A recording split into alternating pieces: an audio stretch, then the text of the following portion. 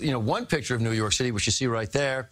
Doesn't look so bad. The fact is, there's another storm kind of right on top of us, but this one is much weaker. But it is another round. It's going to move through equally as fast as the last one. 75 degrees right now. Your current temperature. If you take a look at that cell I'm talking about, okay, so here we have Manhattan right here. That's the cell that's on top of us. All right, but you can see they are racing through. This one really doesn't have any thunder and lightning with it, except for maybe one lightning bolt up around the Bronx right now. But this day ended up having a temperature of 83 degrees, which is exactly where you think you should be this time of the year, well off the record of 96, which was set in 1991. But if you take a look at some temperatures just south of the city, sure enough, Toms River, you may have kicked off your heat wave today. You hit 90 degrees, 87 for Bridgewater, 88 Trenton, and all of that big heat, okay, bubbling up from the south. Look at the national picture. I mean, look, I'm going to step out of the way. Just look at the northwest corner and the northeast corner. That's the only spot where you see some cool, like 60s and 70s, 69 for San Francisco. Everything else under this big bubble, this ridge right here, all big-time heat.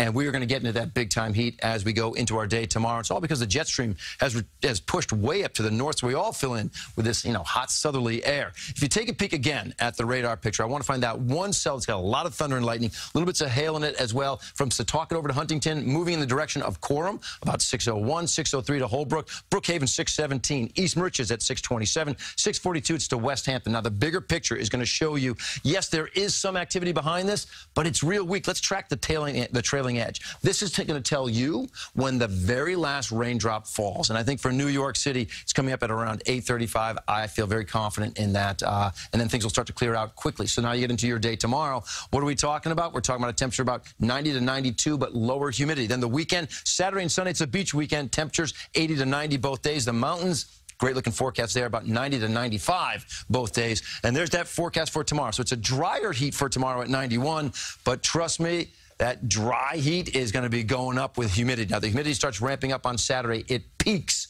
on Sunday. Sunday's 95 will feel about 102 to 104. And look at all the 90s right across the board. I have an 89 right now on the 4th of July, and that's only because there's a slight chance for a cooling shower or storm.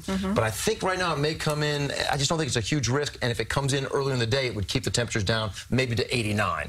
Wow. A lot of heat out there.